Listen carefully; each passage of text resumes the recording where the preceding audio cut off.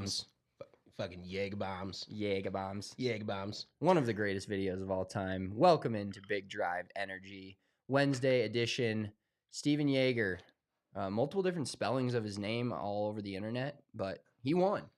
And we're going to talk a little about his story, getting to play in the Masters for the first time this year. Kind of an incredible run on the professional golf tour.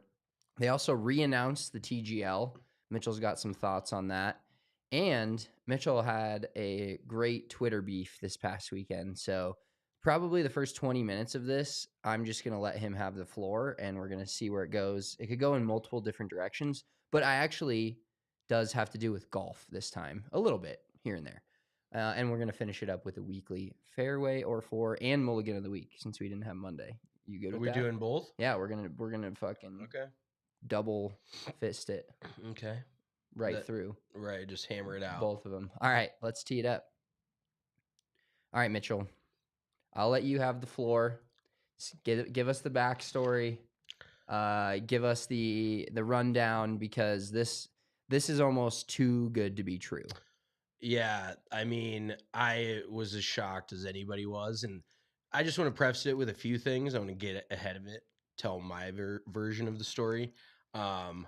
Taylor's version. Well, so it all started with me tweeting that the Broncos, the Nuggets were going to win more regular season games than the Rockies this season. Which appears day in, day out like a real possibility. Yeah. Honestly, like I was slightly, from a logical standpoint, like it was a joke.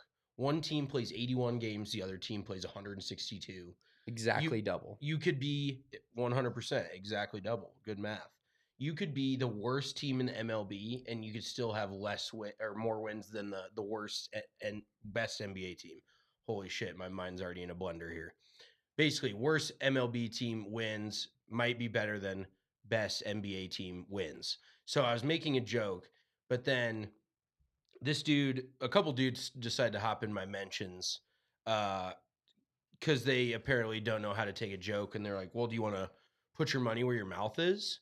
And I'm like, sure, give me odds. I mean, well, so here's the logic in my mind, because I said, give me plus 1,000 odds and I will take the action.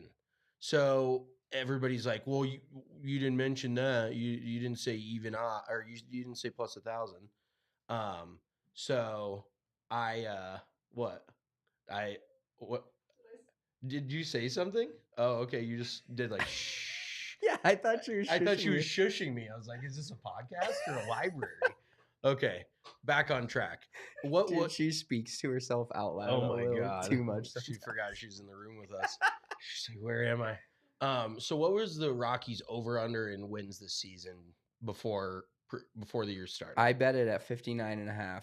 Got some juice at plus 110 on the over. Okay, so that you got plus 110. Did you boost it? No. Like, what was their just preseason normal? 59.5. 59.5. It was just that's where the line was that day. Okay. So 59.5. So if they hit their over, they win 60 games. How many years have the Nuggets ever won 60 games? 0. Yeah. They've never won 60 games. So by mathematics standpoint, the Nuggets having more wins than the Rockies is a long shot, purely based on the fact they play twice the games. Hence the joke that nobody got.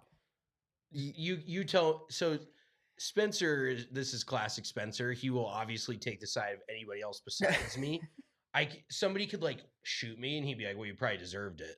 Like, that's just the way Spencer rolls. So let's hear what you got to say. Well, I keep you in check, so you're welcome for that. Somebody's got to. Yeah. But my thought on it is if you're going to make a statement like that, joke or not, first of all, it feels so good when he jokes. You don't make me fucking cough, dude. You don't want to just make a statement like that and not be able to back it up. Now, there's a bunch of different ramifications here. The 10K, this and that. I just thought you were being a little bit of a bitch by not just taking even odds on 100 beans or 100 units or whatever units we're not going to bet shame here. It wasn't. Let me fucking talk. Oh, okay. The overarching idea of it is that I think it's so much more worth it to just make that bet because of what it could mean if you actually won it. It's like betting a plus 10,000 golfer that you don't think it'd be like betting Nick Dunlap earlier this year in the Yeah. Amex, like something like that. I That's where I got on you, is because I don't like when people pull the "I'm gonna say something" statement and then be like, "Oh, it's just a joke." Now, I'm not saying it wasn't a joke the whole time. It kind of was, and people miss that.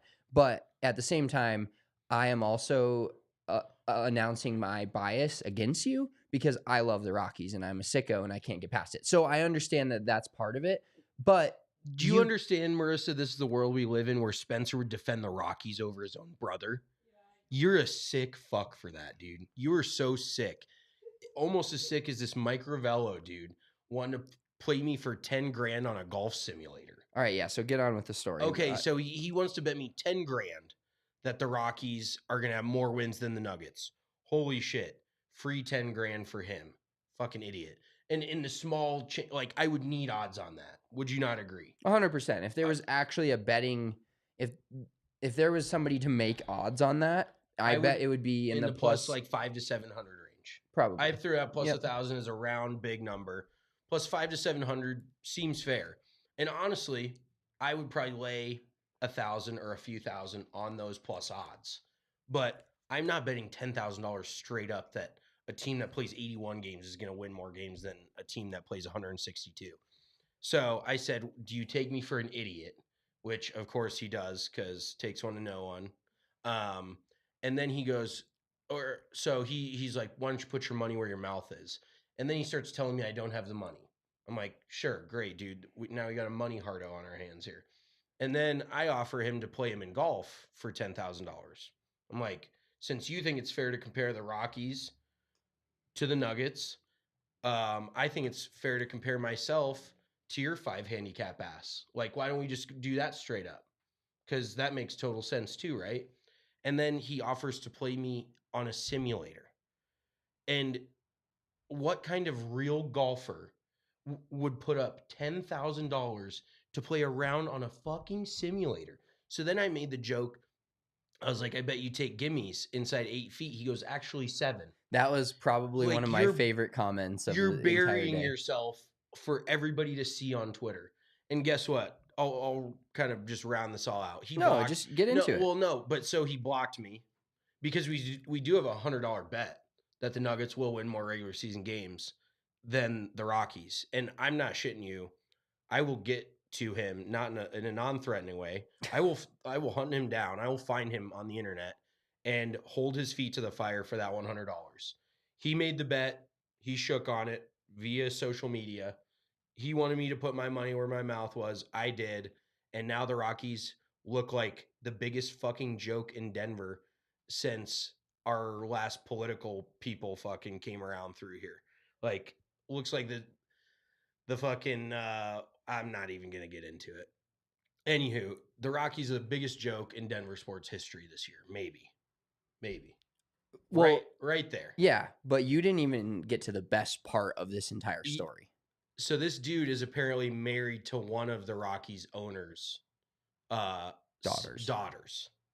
So this guy is, I don't think he's Dick Monfort's son-in-law, but I think he may either be Charlie Monfort's son-in-law or he married into the Monfort family. Let's put it that way.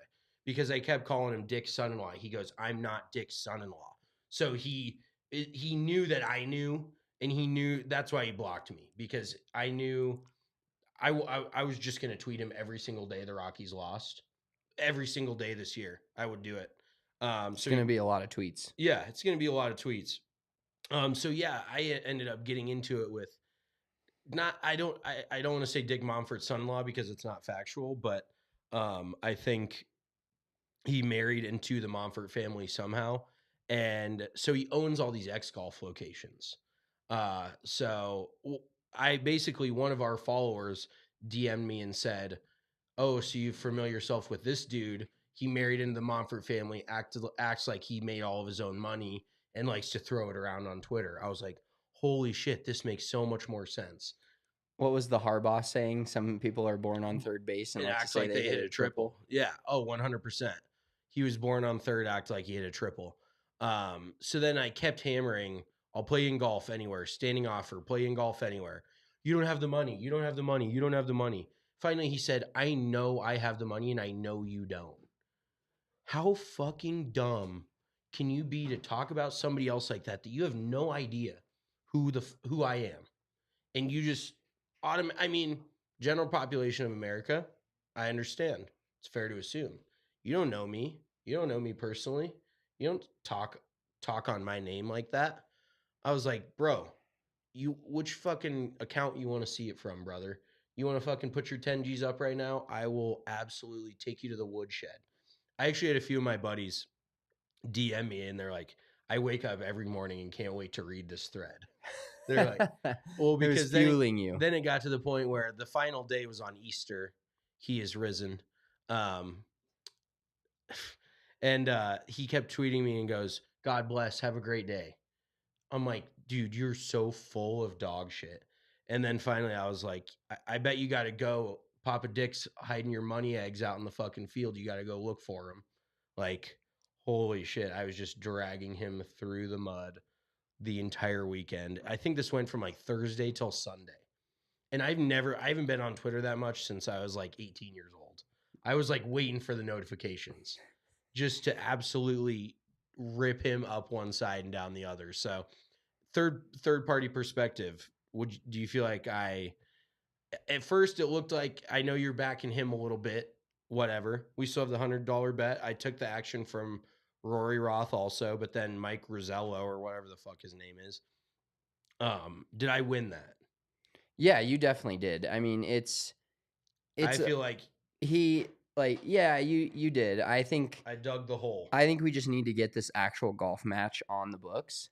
It might be the most viewed YouTube thing we have ever.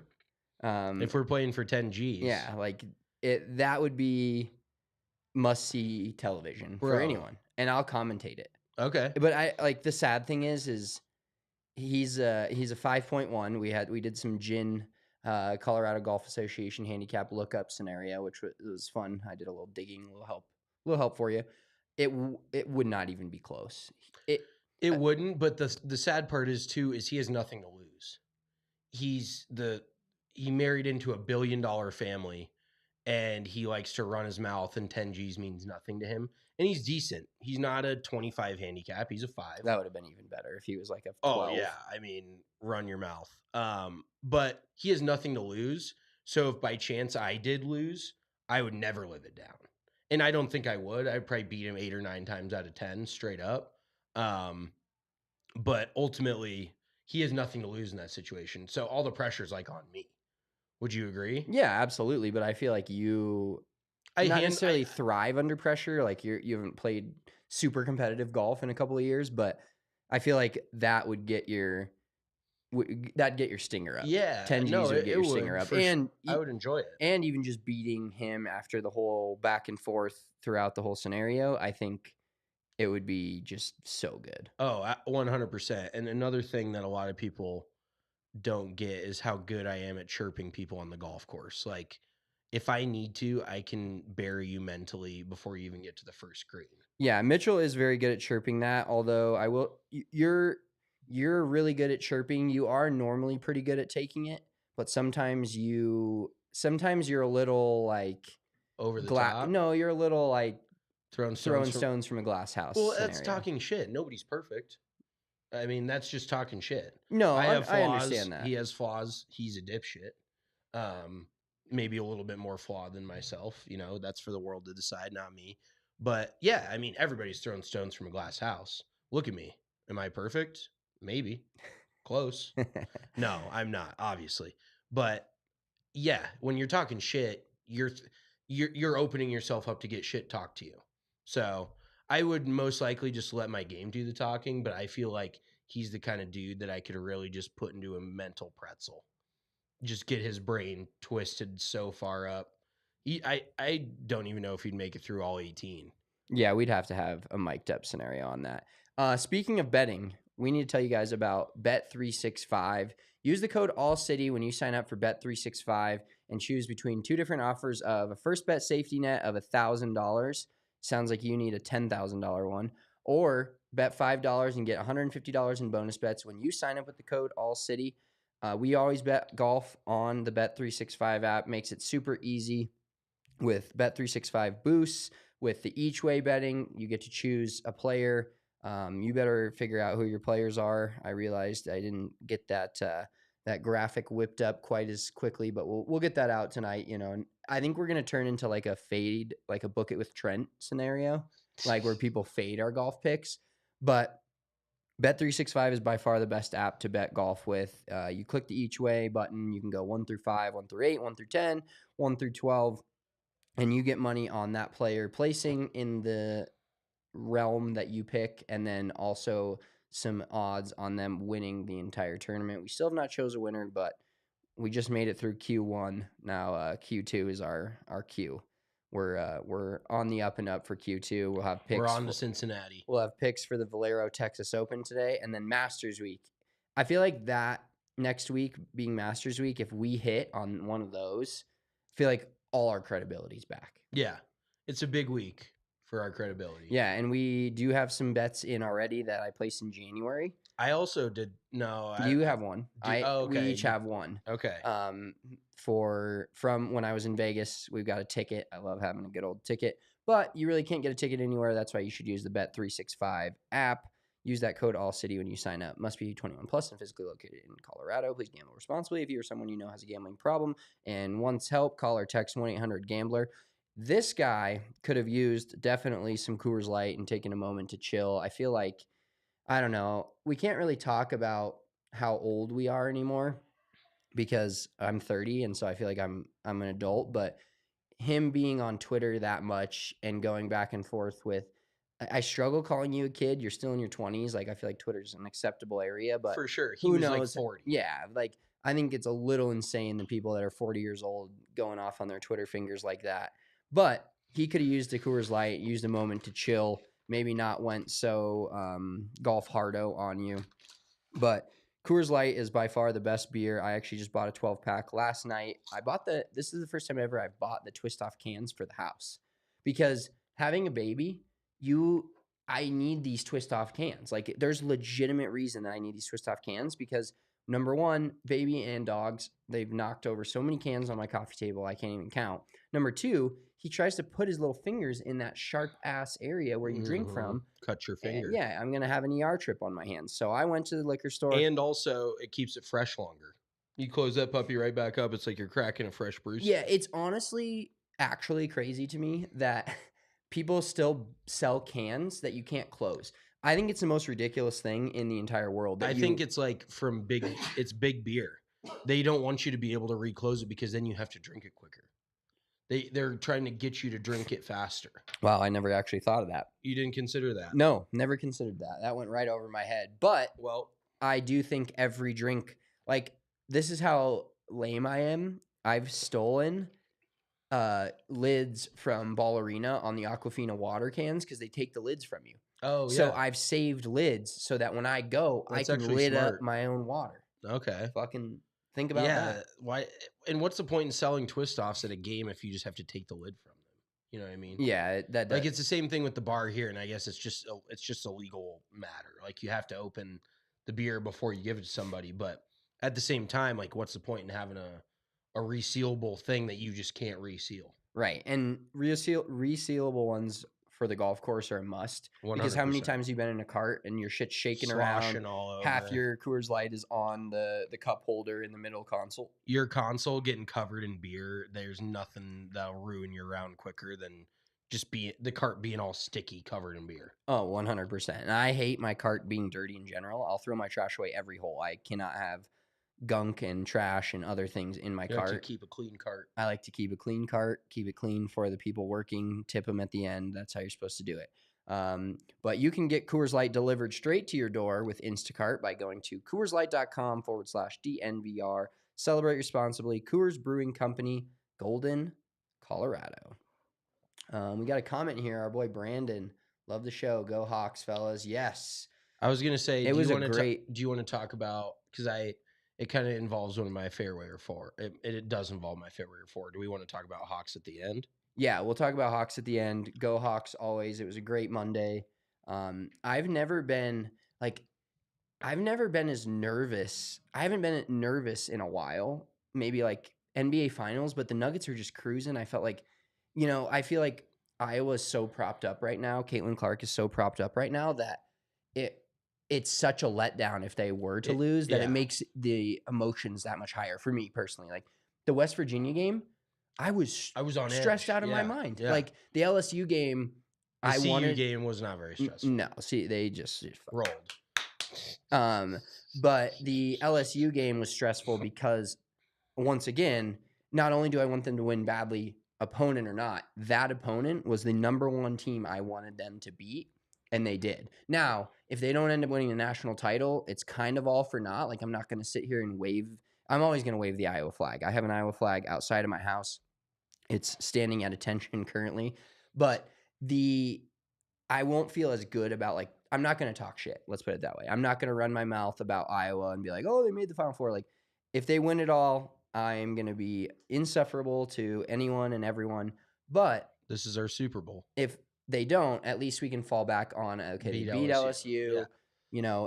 And the other thing too, every game we watch could be Caitlin Clark's last game. So as an Iowa Hawkeye, so that part stresses me out even more. That's the part that even like is like, okay, is this, granted they pulled away a little at the LSU game, so you're like, oh, they're safe, maybe we'll get to watch her in another game, etc.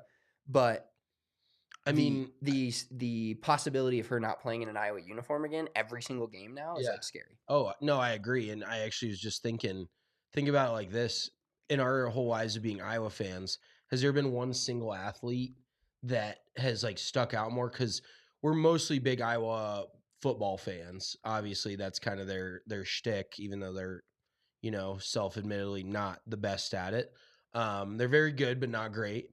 But then the basketball team's pretty good, make a run here and there. Not really. They haven't been to a Sweet 16 in 20 plus years.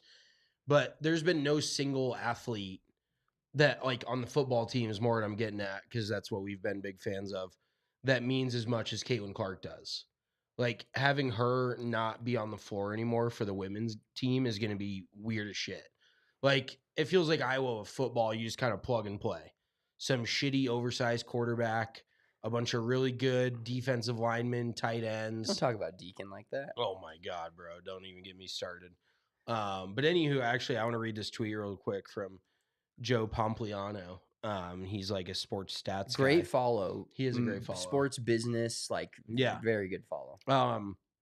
So Iowa LSU got 12.3 million viewers, had more views than any women's college basketball game ever. The 2023 NBA Finals, the 2023 World Series, Orange Bowl, Big Ten Championship, Cotton Bowl, Pac-12, Big 12, ACC Championship, Peach Bowl, Thursday Night Football, every 2023 college football regular season game except for Ohio State, Michigan. It got more views than just about everything in the sports world in the last year. Yeah. Which is insane. She's the needle mover. She is the needle mover. She's the snake tamer. Jesus Christ. If you don't get that joke, look it up. Because it's one of the best videos. What is that dude's name? We've got Jaeger bombs, and then we've got the snake tamer. I'm a snake tamer. It was absolutely the most hilarious video ever posted. Yeah. Do you remember that guy's username for anybody that's curious? Dude, I've watched like a million of Yes, I know. I've watched every. I remember you went through a phase where whenever you were bored, you would just go on this dude's social media and just watch the videos of his uncle. Dude, there's nothing better than just making myself laugh. Like, I do it all the time. Yeah, self-proclaimed. I'm saying when somebody else does it. Oh, okay.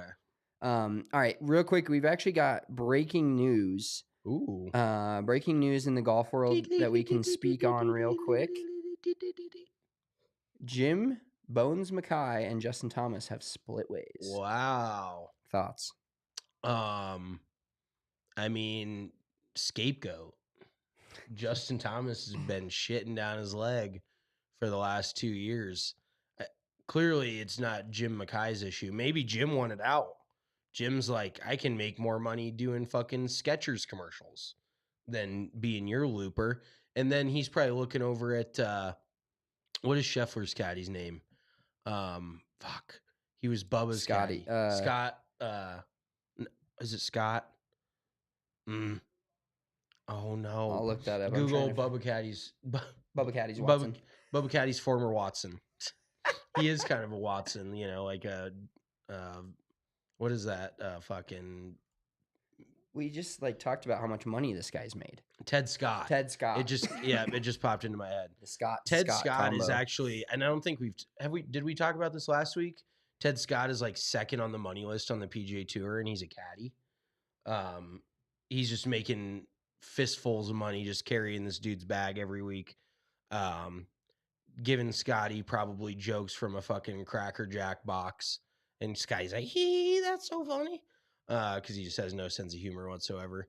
But yeah, I'm sure Jim Mackay is sick of Justin Thomas's shit. The real Mike Lowe. Who's that? Oh, that's the guy. Oh my god, just so off D.A. topic. real Mike Mikelo. Watch his TikToks. His uncle is the funniest motherfucker on this planet. It is pretty funny. What do you feel? Do you think it's a Justin Thomas thing or a Bones Mackay thing? Oh, you called. I mean, it's pretty easy to see what's going down here. In Justin Thomas's defense, sometimes you just got to change something. Maybe he's been going through swing changes or trying to change something on the golf course, but maybe he just needs a different perspective. And granted, it's not Bones' fault, but we've seen this change of scenery. Yeah, we've seen this in professional sports all the time. Yeah. Every time somebody leaves a Colorado team, they seem to just blossom. Bones Highland, it very rarely works the other way. Yeah. So usually when and the Avs, actually, let's give credit to our team. The Avs do this with Jonathan Drew and Devin Taves. They do this with so many players where it's a culture thing. Yeah. You set the culture, you set the tone with the people you already have in the building. So if Justin Thomas was playing well, obviously he wouldn't be getting rid of Bones. But if there's poor culture, people are going to come in and struggle. The Rockies every year with any free agent they've ever gotten.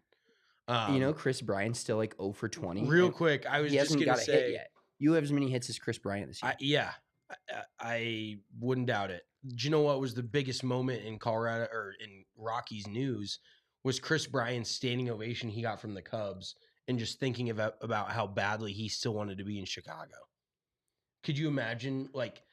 Is there anything more degrading as a fan than you sign this dude, you overpay Chris Bryant, this washed up fucking bum who still hasn't had a hit this year, and he goes to Chicago, and it is palpable how much he wishes he still played there. Yeah, now we are the most thrown away fucking redheaded stepchild in the history of baseball. I'm going to defend the Rockies here for a second. No shit, Sherlock. The thing that makes me most mad about that is the fact that Chris Bryant is not playing to the level of being able to talk shit. 100%. That's what he's pissing me. That's what pissed me off about this specific situation. Yes, I'm a Rockies homer. Yes, I'm biased. I will admit that to start. But how bad do you have to be when a dude's 0 for 27 on the year and he's still talking shit about the franchise? He's not still. He did that before the season. But you can't go out and talk about how bad a franchise is when you're part of the problem. Well, it was like Nolan Arenado saying he wanted to have success in the playoffs. How many wins he got with the Cardinals? 0. Big goose egg. Goose egg. Oh. All right, let's move on. Big goose egg. Real quick, let's move on to Stephan Jaeger, Mr. Jaeger Bombs. And his story. The Scotty Slayer. Probably the most incredible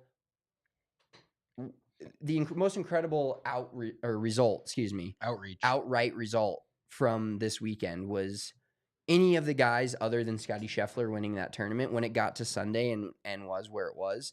Even Tony Finau, Mr. Second Event guy, he was right in there at the top 2 leading on going into Friday, Saturday. I thought, oh, he's going to win that event. But real quick, before we talk about Stephan Jaeger, I want Stephan Jaeger to thank me. Mushing. I want to thank him to thank me for betting on Scotty Scheffler, Bet365 app. Marissa, do we have the clip here? I want to show you guys a clip. If you didn't see this, incredible. You're welcome, Stephan Jaeger. I'm really sorry, Scotty Scheffler, because as great as this guy is, to miss a 5-footer to go into And Stephen Jaeger has broken through.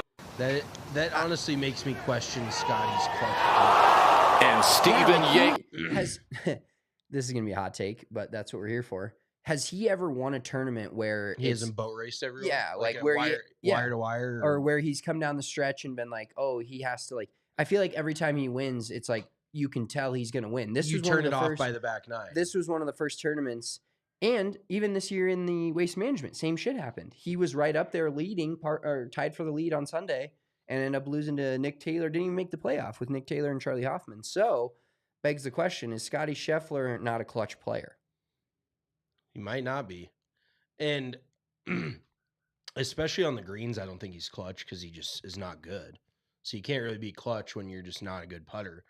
But no, I mean, you do raise a valid point that if he's not winning by 4 or 5 strokes, it feels like it doesn't really seem to go in his favor in those close decisions. So maybe he feels like he's already won enough. He's like, maybe he just gave up. He's like, here, Stephen Jaeger, have this Texas Children's Hospital Open win. Like, it doesn't really matter to him. And maybe he's just trying to get ready for the Masters. Like, you don't want to win the week before, but you want to play well the week before. And I don't know, is he playing this week again?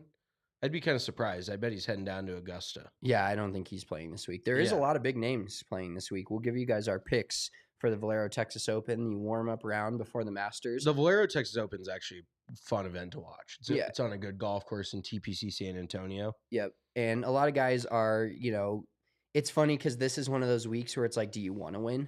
We've seen a lot of back-to-back winners in the past couple of years. Actually, one of them is my pick this week, so surely he's not going to win. But we've seen a lot of back-to-back winners, but when you decide to win the Valero Texas Open, which you're not going to not do if you have the chance, for most players, it kind of puts a little bit of a stink on you going to Augusta and trying to win again. It's just a lot. It's a lot to win a PGA Tour event. It's even more to try to win 2 in a row when all the live players are coming over, a lot of competition coming up next week. Obviously, the Masters, golf's most heralded tournament in the entire world. Let's talk about Stephen Jaeger a little bit because he has an interesting story. He's from Germany. You can spell his name J-A with the umlaut G-E-R or J-A-E-G-E-R. But he's won 7 professional events. He won a Korn Ferry Tour event in 2016 and finished 3 spots short of his card that year. He came back to the Korn Ferry Tour in 2017, won 2 times, and then earned his tour card.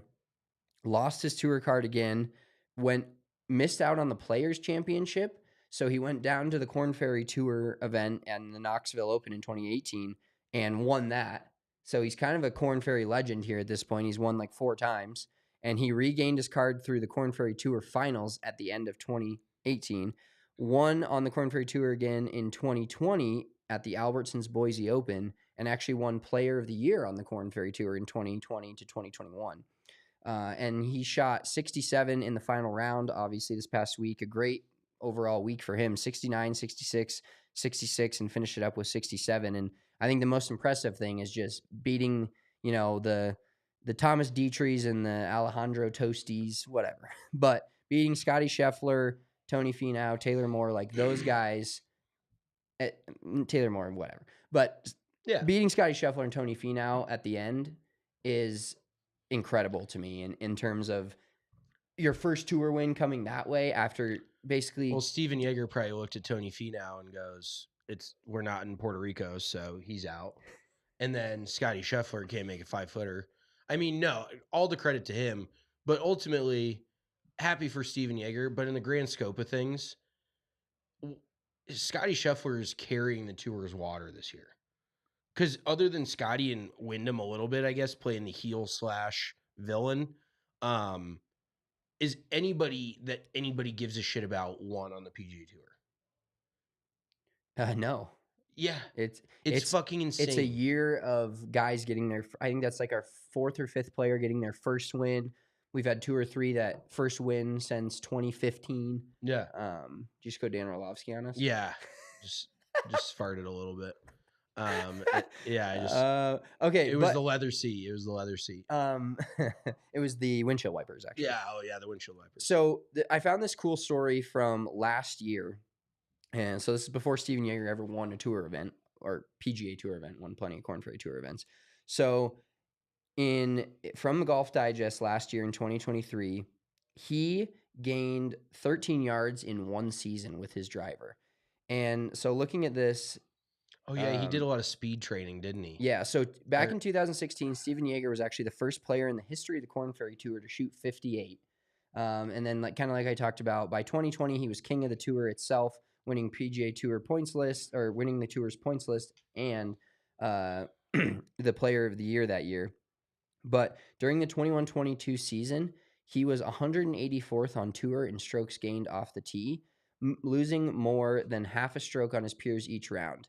His driving distance was distance average was 293, which ranked 136th in driving accuracy and a clubhead speed of 114. So you can win this way, but I swing at 114 pretty consistently, and I'm no good. I'm a, bogey, not a bogey golfer, but I'm a quote unquote scratch handicap that probably is like more like a good 4, good 5. I'm a good Ruvello. But this quote from him is hilarious. Looking at the stats, I was pretty much the worst driver on tour. I was short, I didn't hit a lot of fairways, and I hit some foul balls. I just kind of decided, what can I change to make it better? So he said he started to miss fairways, and so he started swinging slower and more cautiously, and then he was missing more fairways and just basically diving himself into a rabbit hole of like, I need to swing easier, try to hit fairways. But then he hired PGA Tour fitness trainer Mike Carroll. He's social media Fit for Golf, and he did a bunch of mobility exercises. This is another quote from Jaeger. I want to get faster. I figure if I hit it long and in the crap, it's better than short and in the crap. And we can go on for hours about that specifically, but you have to hit it further. You have to be able to hit it further. He gained 10 yards on his 10 miles per hour on his top line speed. Holy shit. And he's up to an average clubhead speed of 117 from 114 and ball speed for 176 from 172. So he's improved his... That's about 12, 13 yards. Yeah, he's improved his strokes gained off the tee by 1.25. So cool to see a guy that literally, like he said, he pretty much the worst statistical driver on tour. This is an article from last year. Dove into the metrics. And it culminates into a win. So I want to talk a little bit about just swinging the driver harder, hitting it a little further, and what that means for guys like Stephen Jaeger, who could win on a Corn Ferry Tour, but once you get out against the big guys, you're not winning as much, and he wasn't winning at all. Yeah, I mean, driving really sets your game up, and a lot of people don't think about it like this, but follow along with me real close. If you hit 9 good drives throughout the day, excuse me, you have 9 good opportunities to hit a good second shot or whatever and make a birdie or an eagle out of 14 possible fairways. Let's call it you hit it 9. So say then you make 50% of birdies on those 9 holes, and that's a high rate, but that's 4.5 birdies. That's a very high rate, but just for round numbers. Now think of it, if you hit 12 fairways and you're a closer distance, I'm just talking from a fairway perspective where you're giving yourself a better look. You hit 12 fairways and you convert 40%, you're still looking at 4.8 birdies. So by hitting more fairways and giving yourself better opportunities from the fairway more often, you're more likely to make birdies and to score better. So really, like, driving is not what gets you in the hole, but it's basically like a golf tournament. You can't win it on the tee shot, but you can lose it on the tee shot.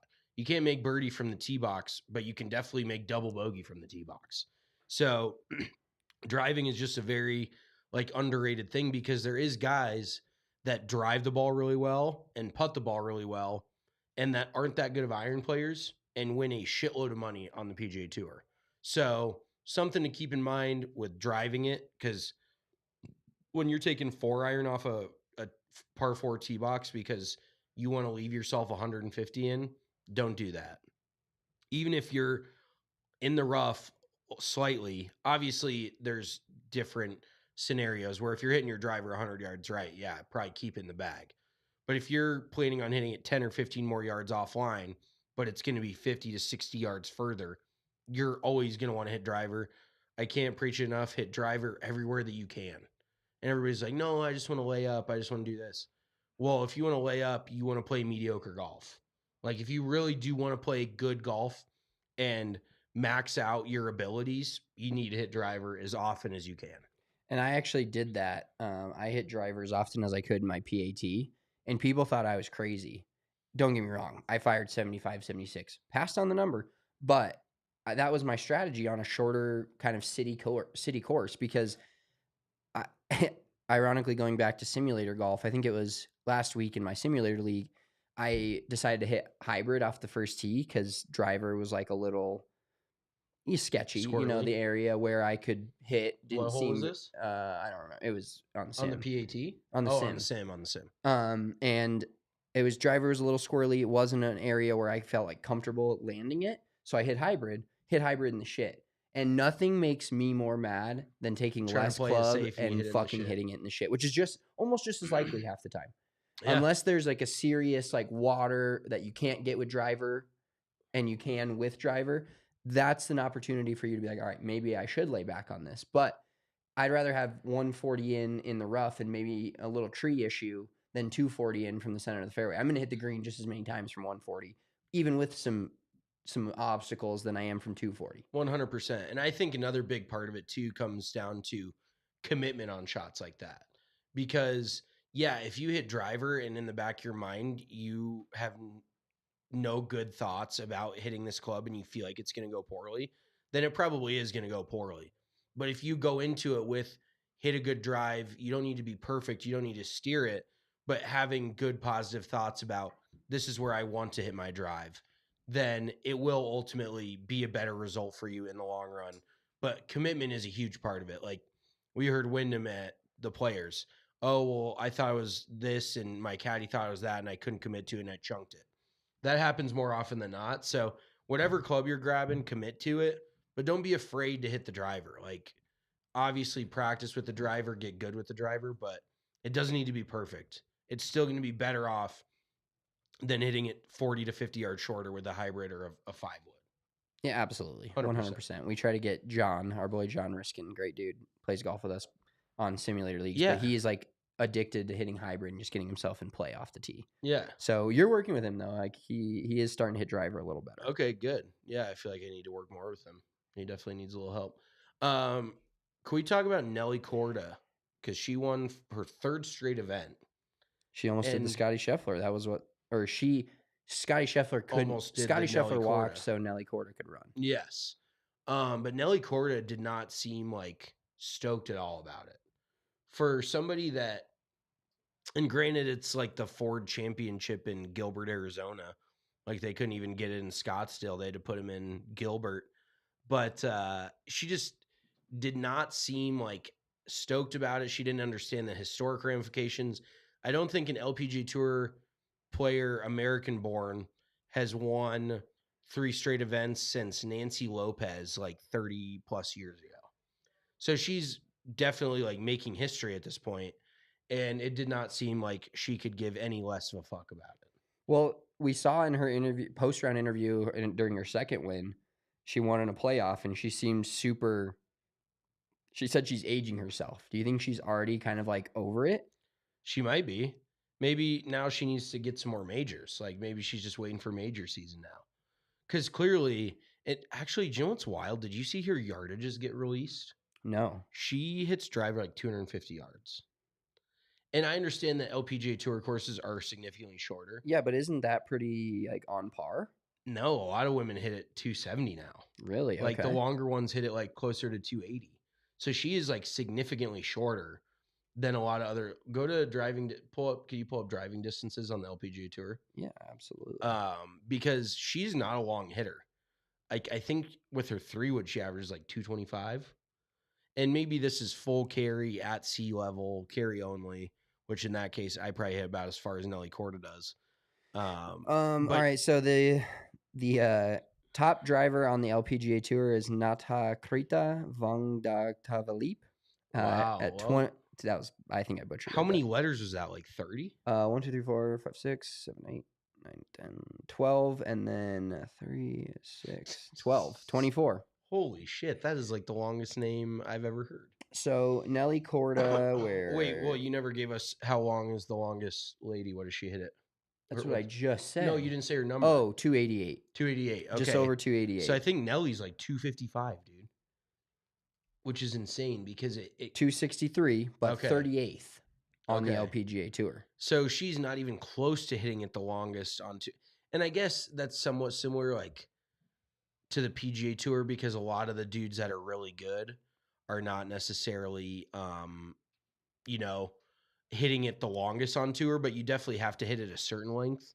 And I guess top 40 is pretty solid because she's won 3 weeks in a row, so apparently it's not really affecting her that much. But yeah, I just thought that she would be a little bit more stoked about winning 3 weeks in a row, and she did not seem to care. Maybe she's just so chill and calm, like nobody else is on the golf course, that she's like, yeah, just went out there, got it done, like win 3 weeks, teed up 3 weeks, win 3 weeks. Like maybe we see Nelly Corda pull Michelle Wee playing in a PGA Tour event. I think that was so good for That the was game so of golf. electric, yeah. And to truly like test your mettle against like, and I'm not saying women aren't as good as men, they obviously are, but to see a woman jump over to the men's tour and see what she could do competition wise would be absolutely insane. Like I think that needs to happen. Yeah, I agree with you. All right, let's move on to the TGL. And I want you to pull up so the TGL, if you guys hadn't heard, we talked about it a little bit earlier in the year. It was supposed to be released this year. They had a full-on Minnesota Vikings mini. What is that called? The mini dome. Remember the dome fell like snow, got snowed out. I forget the dome. They had a full fire fest. Let's just put it that way. Yeah. With their SoFi Stadium, if you will. And so they re-released the TGL, set to debut January, I think 7th, 2025. So we're 9 months out. Hopefully they build a steel structure this time, I read in the article. So now they got like a carnival tent. Yeah, so now they're really ready to go. But I want you to read your tweet about it just because of kind of what it embodies, because I thought it was funny, but also it's the truth. Yeah. So the TGL tweeted, New York Golf Club's logo is inspired by New York's state bird, the eastern bluebird, which is often found where forest meets fields, particularly on golf courses. The design features a subtle yet dynamic swinging club shaped into the form of a wing with 4 grooves, one for each player. This circle pays homage to the iconic New York City subway circle and circles on your scorecard. What the fuck? Who thought that was a good idea? It looks so... It actually doesn't look terrible, but it is terribly simple. So a few funny parts of it. All 4 of the players on NYGC's team are right-handed. This is a left-handed club within the bird. So nobody's a lefty. So they could have maybe just, I don't know. I'm not super in tune with Photoshop, but you just mirror it. You just flip it. They could have just done that with Pretty the easy. logo. Maybe flip that. But then the subway circle, it's just a circle. You're trying to attribute a circle to something that it's not. So I just tweeted, we all hate live. Let's create the exact same thing, but in a metal barn with simulators and make the team logos just as corny and worthless. That won't make it on tweets that got no love because it did get a little bit of love.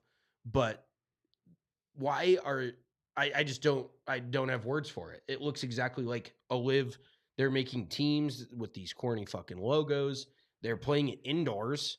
Are they playing 4 rounds? Is it a 72 hole round? Are they getting world ranking points? Because it's just a fucking big joke. Like I guess it is for entertainment and just to line all these dudes' pockets who are playing in it. But what do you think Live was? I mean, Live is the exact same fucking thing. So all these dudes are like, wow, we can go make this much money doing this. Who thought that recently? Monday night with the fuck around gang at a steel structure. playing golf. I got to fly down to fucking Port St. Lucie and pocket a couple million this week. I do think it will be interesting. The overall, this is simulator golf is not real golf. We've already talked about that. Facts. But I do think all the players being mic'd up gives these guys another opportunity, somewhat like a Full Swing did, to give them a voice and give them a personality. But as long as they have a personality, as long as they have shit to say. You'll find out who does and who doesn't. But Wyndham Clark, Xander, Max Homa, Matt Fitzpatrick, Tom Kim, Cam Young, Minwoo Lee, Ricky Fowler, Shane Lowry, Kevin Kisner, all these guys are committed. Rory. Isn't this going to be on network television, though? I believe so. So these dudes are just going to be throwing a bunch of G-rated zingers at each other. Like it's going to be like Mickey Mouse Playhouse over there. Like they're not going to be able to really talk shit. So it's just going to be a weak attempt at something that should be done way better. You put that shit pay-per-view, no censors, no nothing. Let it fly. That's what people want to hear. Like that's why people listen to podcasts. That's why people are sick of censored bullshit. They want to hear real people say real things. Yeah. And TGL is just gonna be like, "Oh, how's the family doing? Oh, you hit that one in the crud over there, dude. Oh, or you're still out." Like fucking so funny, man. It's gonna be must see TV because it's gonna be so bad to me. Like there's gonna be nothing entertaining about it. I can't think of anything worse on TV to watch. You got strong takes. You can't think of anything worse. I'd rather watch like Selling Sunset or whatever the fuck that show's called. Is it? Uh-oh. Oh, we struck a nerve. I would rather watch that. I'm not talking shit about it. I might be. No, I actually used to love House Hunters. I kind of still do, but it feels like they're all reruns. But bottom line, TGL is going to be. They thought the PGA Tour ratings were bad this year. TGL is going to be in the fucking dumpster. It's going to be out back outside that metal barn in the shitter in their porta potties out there. That's going to be their TV ratings, right in the fucking bottom of the barrel. All right, let's talk about bottom of the barrel and our picks for this coming Valero Texas Open. So once again, fade us. But here are our picks for this week. I'll start with mine. I'm going to go a favorite and then a couple of longer shots. Ludwig Aubert, plus 900 each way, 1 through 12. Once again, all our betting done through the Bet365 app. Make sure to download that and use the code ALLCITY in all caps. I've got Akshay Bhatia. I feel like this is a good event for him to win. He won the event in Tahoe, so he's won on the PGA Tour. Now, it wasn't, opposite field, non-week, fall, whatever we want to call it. But the dude's had some good finishes. He played well last week at the Houston Open. I feel like he can carry that over into the Valero Texas Open. And then I've got Lucas Glover. He is like a kind of a darling for this tournament. I believe he's already won it at least once, maybe twice. And he was hot at the end of last year. It's just a kind of a gut. And we've gone with so many guys. We've seen so many guys win at, plus 5,000 or longer. I figured let's throw a dart in here and go with my guy Lucas Glover. Hopefully he's got the beard. If he has the beard, well, he's winning. If he doesn't, he's not. That's fair. I totally get that. So I would actually like to say that all 6 of these dudes are just good ball strikers. They're just which is required at TPC San Antonio. Yes, you need to hit the ball well. If I remember correctly, Charlie Hoffman, not on the card, but just verbal is binding. Charlie Hoffman always plays well here, no matter if he's 57 years old balls out there, or if he's 37. But I got Corey Connors plus 2,000, Russell Henley plus 3,300, Nikolai Højgaard. He's going to win on the PGA Tour. It's not an if, but a when. He's not Tommy Fleetwood. He will win on the PGA Tour. I got him plus 5,000. Love it. All right, let's finish this pod up with a duo doing Mulligan of the Week in Fairway or Four. I'll start off with you want to start off with Mulligan of the Week? You go for it. No, that's what I'm saying though. Do Mulligan of the Week or Fairway or Four? Let's go Mulligan of the Week. Okay, Mulligan of the Week. So this happened to me like a week ago. I went quick run to Whole Foods, which for me is a disaster because there's never a quick run. I've spent $100 there every time I go there because I see snacks, I see this, I see that. So I do this to get ice cream full disclosure, I needed some fucking treats late night. Your sugar-free, bullshit-free ice cream. Not sugar free. Oh yeah, it's got a lot of sugar in it. Dairy free. Because it's got almond milk. And so I go get my ice cream. I buy a few other things, and I always overload my arms because that's how it's done. And I forget a bag. And I'm like, it's not that I didn't want to pay 10 cents for a bag, but I was like, I can carry this with my hands. I'm very like, I walk around almost every store with my arms full. I look like an idiot every single time. But so I'm wearing sweats and full disclosure, nothing underneath them. And I'm walking out to the car. Out at Whole Foods. Well, I'm wearing sweats. Man, they're about to close. They're about to close. It's late. Kids are in bed. But so I'm wearing sweats and I'm walking to my car, hands full. My pants start falling down, and there's nothing I can do about it because I was not about to drop all my groceries on the ground, try to pull my pants up. So I'm like spreading my legs wider, trying to like flex my cheeks so that I get some more like weight behind these. You have no ass cheeks either. Well, for the record. Hey, for the record, I'm actually working on that. You should check them out sometime. I'm good. But my sweats are just slowly tinkering down my fucking legs. I finally get to my car and I try to get in my car. I set something down on the back of my truck, but then I open the door and my pants start falling down again, and I go to step in my car and I absolutely wreck my knee on my steering wheel trying to get in because my pants were like fucking throwing me off. So it was just an all in all late night disaster at Whole Foods. Got my ice cream, got home, wrecked knee, butt crack hanging out and all, and fucking enjoyed it. That sounds about right for you. I hate smoking my knee though. I talked about that last week on the fish tank, just absolutely blowing up my toenail. My fucking mulligan of the week. I'm confused. We're doing both right now. My mulligan of the week was I showed up at Costco on a Monday morning at 10 a.m. And there was over 200 people waiting outside to get in. Like it felt like Black Friday. I have never been a part of that, and I never want to be a part of it again.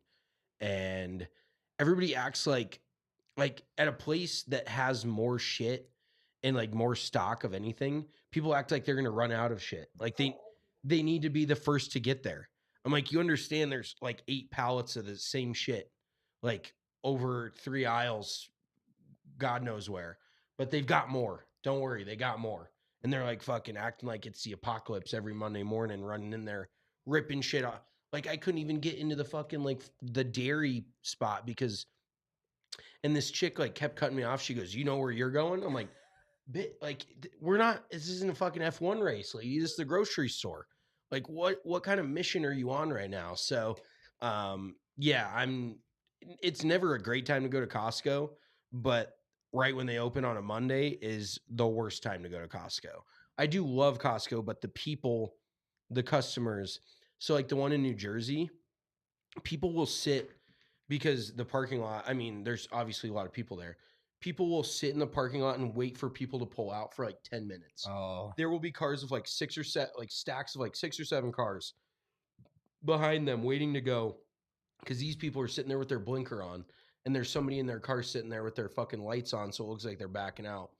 It is the biggest joke. Like people are just so lazy and unaware of everybody else. So just dealing with the general public at Costco was a nightmare. Yeah, not a good time. All right, fairway or 4 of the week for me. Wait, did Marissa have a mulligan? Oh yeah, mulligan of the week. You have a mulligan? You have one? Well, you forgot me, so I'm sorry. I've got a mulligan of the week for Marissa. She shot us a few drunk texts Sunday afternoon. Oh, that was great. Yeah, let's actually just tell that. So we're texting. We have a group chat between the 3 of us to text about Big Drive Energy stuff. And we text her about fucking the studio show. or the show. She sends us back a picture of her sister sitting in a fucking hanging chair at a bar. I was like, what? And then right as I clicked on it, it unsent. Yeah. She's like, I've had 2 drinks and I'm hammered. I was like, oh my God, your poor husband. So, all right, do you have another one? Do you have anything? Sunday fun day? I did have a Sunday fun day. First time my sister has drank with me ever. Is she now 21? Yeah. Okay. But she's kind of lame. I mean, I love her, but she's a little lame. So she has waited until she was 21 to drink. So, so you're encouraging illegal activity. Totally. Okay. Yes, I do have one. Noted. Oh, she's drinking under 21. What planet do you? She said her sister doesn't. She said she was waiting till she was 21. Anyway, I got another one. That's that's usually how it goes. Jesus. You guys know the guys that like clean your windows like at the stop lights or whatever? Oh, yes. Those are my guys. Okay, well, they stress me. Well, everything stresses me out, but those Uncomfortable. Like, I usually wave. I'm like, nope, good. Totally. So like I'm sitting there and I'm like trying to figure out if I can like run this yellow light so I don't get stuck at this red light. But the car in front of me, stupid Subaru, decides it's gonna like stop when there's definitely room for both of us to go. So I'm already irritated with the Subaru in front of me, and immediately these guys like come over and they're trying to talk to me. I'm stressed out. I'm like trying to tell them like no, stop.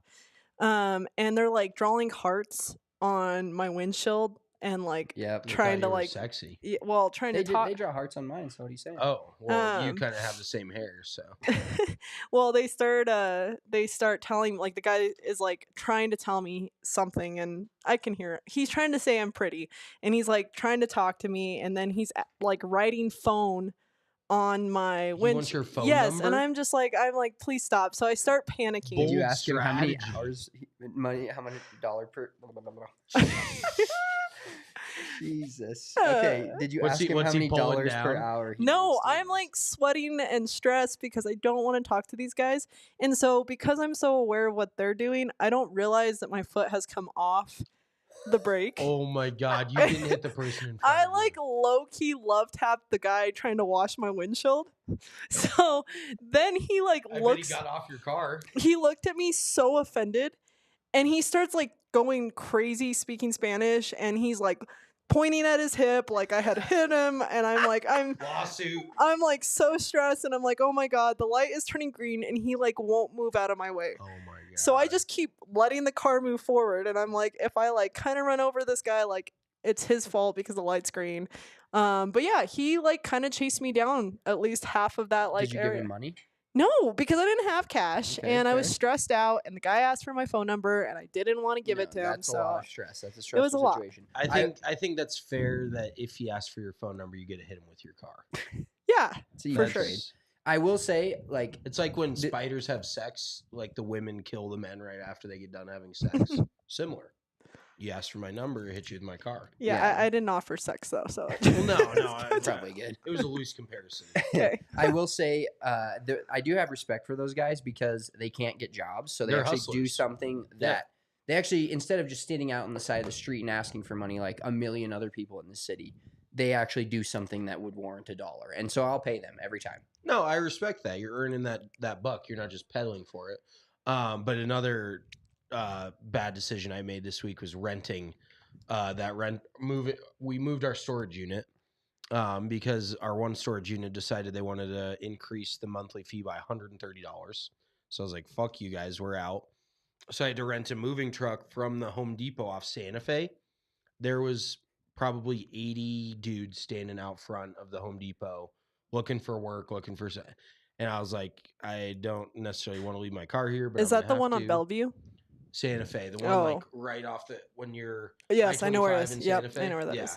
So that was another like fire fest, and just having to move our all of our shit out of one storage unit into another. Spencer's wife has like 12 containers of dishes that have been passed down to her. That's probably taken up a fair amount of our storage unit currently. I was like, how many times am I going to look and see Kylie's China written on a box? There was a good amount of that. But yeah, should we go to our Fairway 4? Yeah, I'll do. So my Fairway 4 is I had it right here. Oh, so like obviously normal people, you always lock your front door at night. Do you ever like Fairway 4? Do you lock your bedroom door too? Do people do that? No, I do. I lock. It's just like a natural instinct. Like I lock my bedroom door at night. Yeah. See, for some reason I do not. Especially when I was living alone. Like, it's just one more line of defense. If somebody's breaking in, I don't want them to just walk right into my bedroom, like steal my shit, but don't come in there and fucking kill me. Yeah. Okay. Well, like what side of the bed do you sleep on? I always sleep closer to the door. Okay. Yeah, I do not. See, dude. Christian, it goes my dog, then Christian, first two lines of defense. Okay. Then Dune, then me. So like I'm like the last to like. Yeah. See, I am the back corner. I'm behind Oh. both dogs and Yeah. another human. Shows you who wears the pants in that photo. Spencer's curled up in the opposite corner from the door. You're supposed to Kylie's sleep out next to there the fucking- door, Spencer. It's just, well, to be fair, I've never slept near the door, actually. I've always slept on that, even both different sides of the bed when the bed's moved. I've slept on away from the door. It's kind of my vibe. I like it. All right, what's your favorite Air 4? So disgusting of you. My favorite Air 4, I don't think this is even hyperbole, but is Caitlin Clark the most polarizing basketball player in the world right now, period? Men, women, Full professional, college. Full stop, yes. Yeah. Fairway. She moves the needle more than LeBron right now, more than Nikola Jokic right now. Yeah, and we can kind of speak to that because Nikola Jokic would be the other guy that you would have to put on this at this moment. Yeah. But Having and another we know historic how season.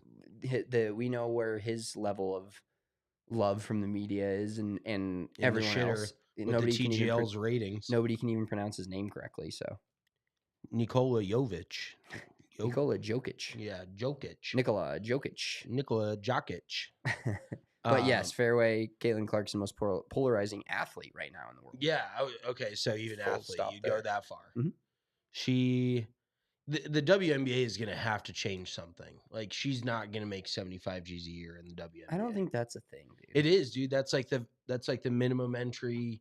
Even I think is a number one pick. Like Really. like the max deal I think you can sign as like a veteran is like just over $200K. I think you can actually make more money for women overseas than you do here. But sponsorships are what. Well, yeah, Yeah. definitely sponsors. She's going to make a shitload. But I know a lot of ladies that play European and WNBA kind of are opposite seasons, right? Like you can play in both if you want. Mm-hmm. So she could go over to Europe. She might just play in fucking Ice Cube's Big 3 league or anywhere else. Dude, like honestly, and that was going to partially be my favorite for. Not partially, but I considered it. I think that Caitlin Clark would get drafted to the NBA right now just purely for like she would take any team she went to, I would watch. The Charlotte Hornets, you name it, I would watch their games. And I really do think how far out she shoots threes, it wouldn't matter. And nobody plays fucking defense in the NBA anyways, so I think she could be a late first rounder in the NBA draft. Yeah, I mean, definitely she has the most like media pull of any. Like if you're like sometimes She I is feel like queen of the castle. Sometimes I feel like teams should draft players just to sell tickets, and she'd be one of those 100%. Yeah, well, absolutely. Whether she scored 0 points, the second she got into a game, it'd be like incredible. It'd be like like Michelle Wee playing in a men's event, kind of same. It'd be fun to watch for sure. She'd Mhm. also be fun to watch in the Big 3, but that's like just so not real basketball. But she could make way more money doing that. Hell yeah. All right, we are wrapping this bad boy up. Next week, we've got 2 shows for you. Going to figure out what days, for sure Monday. But I will be traveling to South Carolina next week. So going to a wedding, going to play some golf in South Carolina. So we'll have 2 episodes out for you. Of course, we'll recap this past weekend. There's a LIP event this weekend, as well as the Valerio, Texas Open. Then we'll have our full Masters preview for you next week. We're getting into major season. Make sure you're following along. Like and subscribe if you watch us on the YouTube. Give us a thumbs up. We'd appreciate it. If you're listening to this podcast audio version, give us a rating. Give us a review. Whether you like us or not, it helps. Any pub is good pub. We appreciate you guys. Have a great weekend. We're out. Peace. Peace.